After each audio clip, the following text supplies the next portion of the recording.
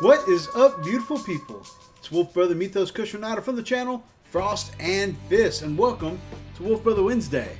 So, first up, we have a hobby update, and the first thing I want to do in the hobby update is shout out to my brother, the Darklight Dreamer. Go check him out on his channel. And if you look over here, ka-chow, I had an awesome time with him. All last week, I got to film with Darklight Dreamer as he shared with me the E3 experience. So if you guys want to hear about any of the new video games coming out and the big announcements that came from E3 for those new games, definitely go check out my brother Darklight Dreamer and of course your Wolfbrother Mythos as we sit and chat and talk about all the upcoming releases from E3. That was a lot of fun. I really appreciate that Darklight Dreamer had me on his show and wanted to talk about my opinions on some of the things coming out. So it was always a great time working with my brother. Thank you so much, Darklight Dreamer, for having me on. And yeah, definitely I look forward to doing more of that stuff in the future, and hopefully I get to work with him a little more in the future and get in on some more Let's Plays. Next thing in my hobby update, of course, you guys have seen it, I'm sure. If you follow any of our social medias on Facebook, Twitter, Instagram, you may have even seen our live unboxing, although that box didn't belong to myself or Freak. That was a box belonging to Shroud and a friend of Brother Zai. But we all got into the 8th edition. So I got my rule book, or I got my index on Friday night and Saturday. Shout out to Kelly, my wonderful a wonderful sister of mine who split the box with me, and she took the Nurgle parts. I took the Marine parts, and then of course we got an extra rule book so that way each of us could walk away with the rule book. So super stoked. I'm ready to go. Got all my stuff for 8th edition. I do need to build up my Primera stuff eventually because they seem like they'll be an awesome part to add to my Silver Moon Force. But I'm excited, just having the books, seeing the rules ready to go, seeing that my Logan Grimnar is almost 100 points cheaper. So I'm pretty stoked about my Space Wolves in general. I'm definitely eager to play some 8th edition games. So it's been a pretty eventful week, guys. Freak's copy isn't in yet, but yeah, he will be getting his version of his 8th edition stuff very soon. Until then, well, we've all got plenty of stuff to work on. Also, in my hobby update, I did finish the Inquisitor Greyfax. I know it was mostly done last time I showed you guys her, but I did want to do a couple of things to finish up the basing for Inquisitor Greyfax, and I've done so, and now I am calling her done. I'm really pleased with the way Inquisitor Greyfax came out, and before, in a Wolfbrother Wednesday a couple weeks ago, I talked about my very first commission. And unfortunately, because my editing software was being troublesome that day, I couldn't show you the picture of that first commission. But this new one with the Inquisitor Greyfax, I got down to even doing the makeup, some eyeshadow and some lipstick on Inquisitor Greyfax. And I was sharing that with my client, who's also Shroud. And, from my very first picture of my very earliest commission, the Tau stealth suit, and to my now being able to do makeup on the face of a tiny Inquisitor, definitely is a very stoked feeling I have how far my skills have progressed. So I'm really quite chuffed with that. And I've also started on 5 Custodes to go with that army, to hang in there with Inquisitor Greyfax, and they've got a start on him right here. And I haven't gotten too far with them. I'm still in the building process, but it's always Uncle Adam says it's always better to prime and get the basing done as part of your building process. So that way you prime it all together, you paint it all together, it's all an integrated part. So I definitely am trying that this route. Usually I base as an afterthought, but because I'm putting literally, clay rock bits onto a plastic base, and then gluing the feet of the model to those clay bits. I wanted good, solid, surface to surface gluing, so that way it wouldn't come away from the base at a later time. So I'm gluing it all together ahead of time, and then it'll all get primed together and all that good stuff, painted up. So I put the clay rocks on. I put some sand and grit down with some PVA glue, and then I went back and took some watered down PVA glue and put a sealing coat on top after that all dried together. So now it's drying again, and tomorrow I should be able to finish modeling, get my prime on, and start on the paint job. So I'm really, really excited for that. I've always wanted to work on Custodes, especially since I bought the Burning of Prospero the night it came out. Still never got around to doing mine, but this will be a good experience. You get to practice on these commission pieces, and then eventually I'll have that experience when I go to work on mine. And that is pretty much all of my hobby updates so far. So, really, really busy week. A lot of stuff happened in the hobby. Freak and I got to do some filming on a big upcoming project. And I don't want to give away too much, but if you see a special effect on my profile picture on Facebook, that's just a little teaser of an upcoming project that we have, and we did a little more filming on that upcoming project this weekend, and I'm really excited for it. Alright, so with our hobby update out of the way, I would like to go on to, of course, the Q&A portion of the show. Now, last week, I did have a couple of people ask me, was there a question of the week last week?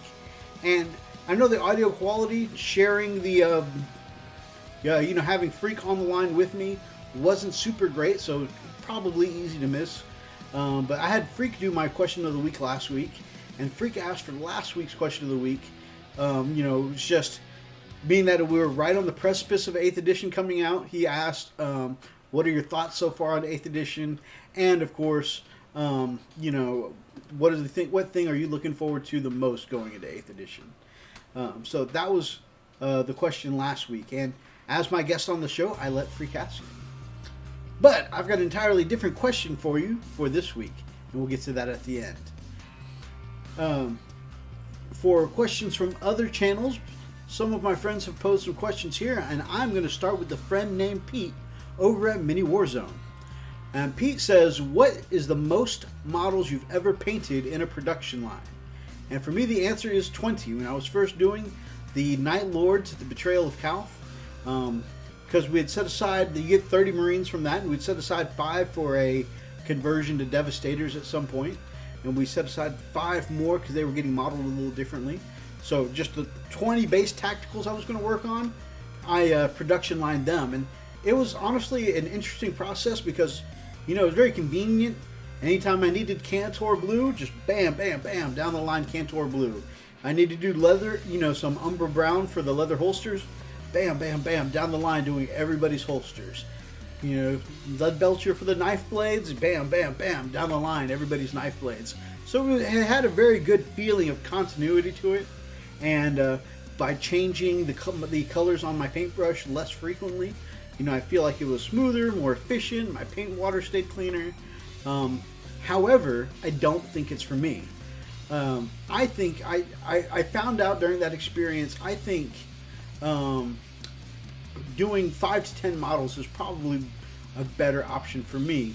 And this is just because the way my ADD is, I feel like I need to see some progression, right? So doing a smaller count, like 5 to 10, you can get to see them coming along further with a shorter amount of investment time. And so being able to see what progress I'm making and seeing that I'm making headway, seeing a greater change as I'm working, for me that better soothes my ADD. And I think that just works way better for my personality type. Great question, Pete. Kuja said, what game... Oh, and that's Kuja Hira from Kuja and Kiwi.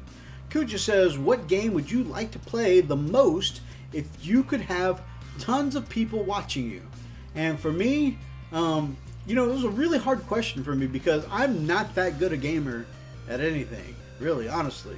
I'm very average. Like, I like to play League of Legends, but as long as I'm playing, you know, just against the bots, I'm okay.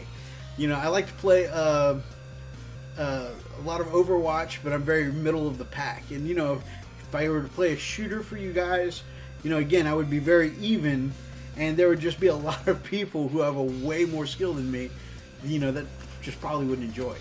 So for me, after giving it a lot of thought, I would probably like to take you guys through my kind of experience with some of the RPGs that I like Dragon Age, Fable. I really like that Kiwi's doing Fable, because especially the first Fable. Oh, it's one of my favorite games ever. But I would like to take you guys through Dragon Age, Mass Effect, you know, probably even like a Mass Effect or you know, one of these games I hadn't played all the way through. So like a new Mass Effect or a new Dragon Age. I haven't even finished Andromeda, so that would be something I would be interested in doing. Just so that way you guys could catch live reactions from me. If I'm not expecting what's coming up, you know, you guys could share in my surprise. And then I would just cut out the boring RPG stuff you do, like leveling up and stuff like that. But I think I could keep decent commentary up and chat with you guys while going through some of my favorite stories out there. You know, and share with you guys some of the crazy things I do, like in Mass Effect.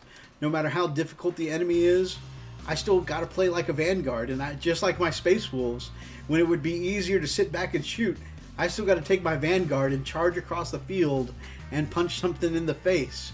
And I did that with one of these big monstrous creatures in Andromeda a couple weeks ago, and my wife could do nothing but shake her head at me, because it obviously was making it harder on myself doing the job that way.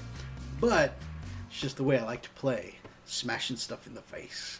So, you know, sharing you guys with some of the craziness and challenges that I put on myself sometimes, I think I think that would make for pretty entertaining. Plus, you guys know I can talk some noise, you know, so I definitely think that you know, chatting with you guys, we could definitely have some fun together as I went through one of those games. Great question, Kuja.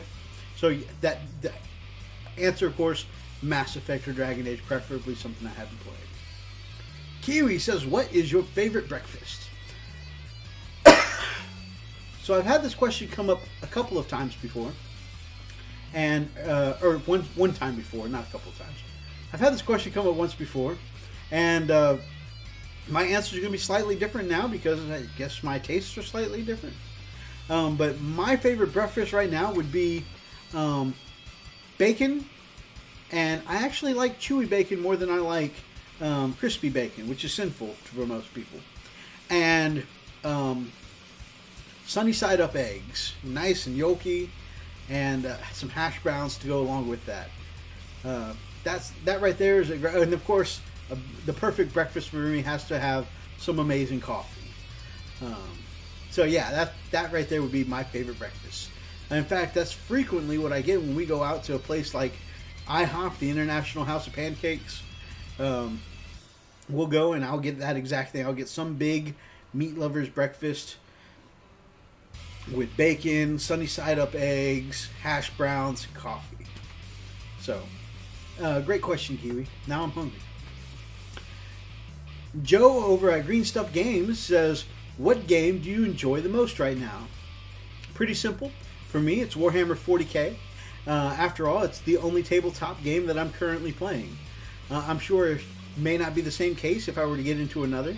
But right now, all I play is 40k. Thank you so much for your question, Joe. Brother Zai says, Mythos, if you had to build a second army of Marines, what chapter or founding legion would you choose? Used to be a toss-up between White Scars and Minotaurs, and I've always wanted to paint both of those, but now that I'm getting the experience of painting up the Minotaurs for Shroud, it's pretty simple. I would like to do a wolf theme White Scars. In fact, I would keep them white, put just like I'm doing with my Silver Moon Wolves, put the wolf helms on them, put the wolf shoulder pads on them, and they would just be my highly mobile, counts as White Scars, but wolfy White Scars. Yeah. And since they were white, I'd probably do them up white and blue and make them my Frostwolf clan, with the throwback to my time at WoW. But yeah, that's what I would do, is white scars. I've thought about doing Grey Knights before it as well, because I just love the aesthetic of Grey Knights. However, I think with my wolves, I already have enough of the experience of having a low model count, very elite army that suffers trying to get into melee. I already have those problems. I'm already familiar with that play style, so instead of going in that direction, definitely go in white scars. Thanks for your question, Brother Zai. And then, of course, the everybody's favorite wargamer mentor, Nick, over at IDICBeer 40K, says, do you have anyone in your local gaming group that refuses to play 8th edition? It's just sticking with 7th edition. Yes and no. So we've got a gentleman at our store named Steve, who is one of the nicest guys that I know. Comes up, just likes to watch watch us all play our 40K games, asks questions. He's only played a couple of 7th edition games, but the man has bought and collected every codex, every book, in the entire 7th edition range, and probably a lot of the ones before that.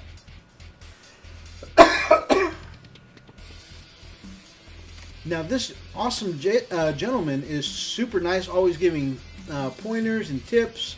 Has even, just taken some of his materials when I've had something break on me or mess up there at the store.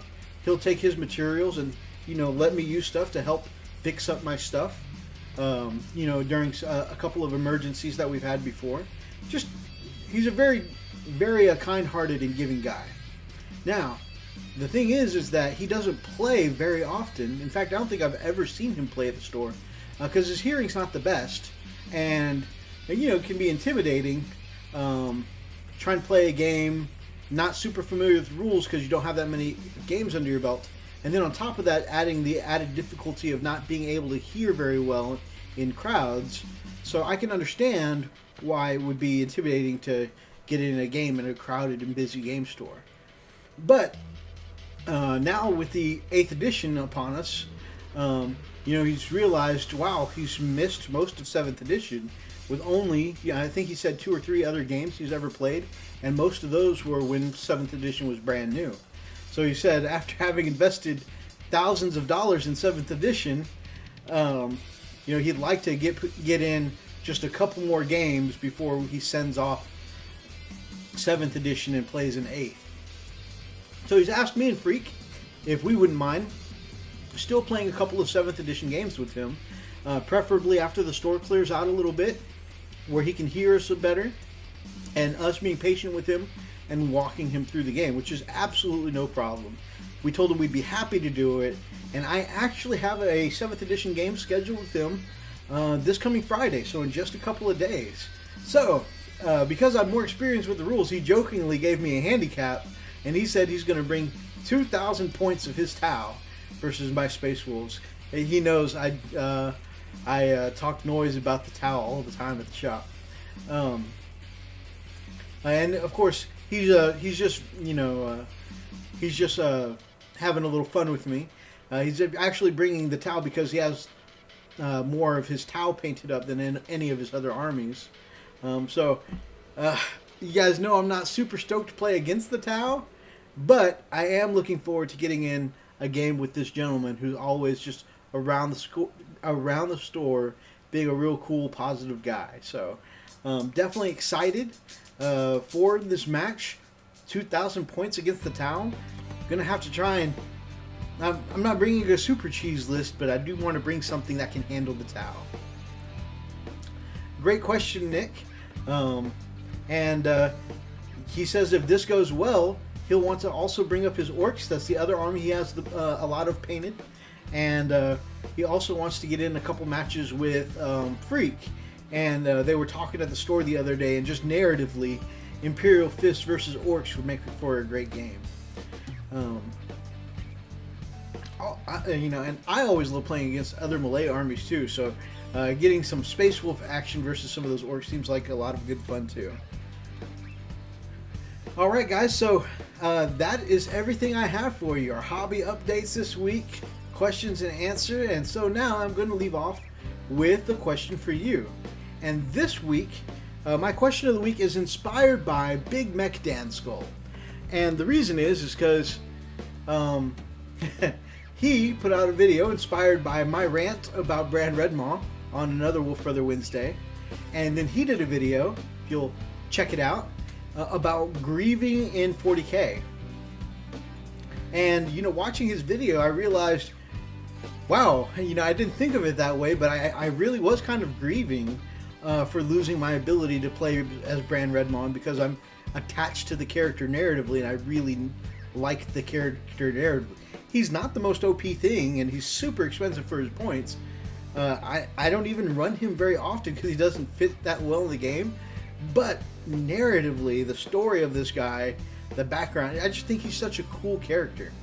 And so when I thought about his video, Grieving in 40k, first of all, it was a big wake-up call, but also it made me think about, that just shows what love I've developed for this game and the story that goes with it.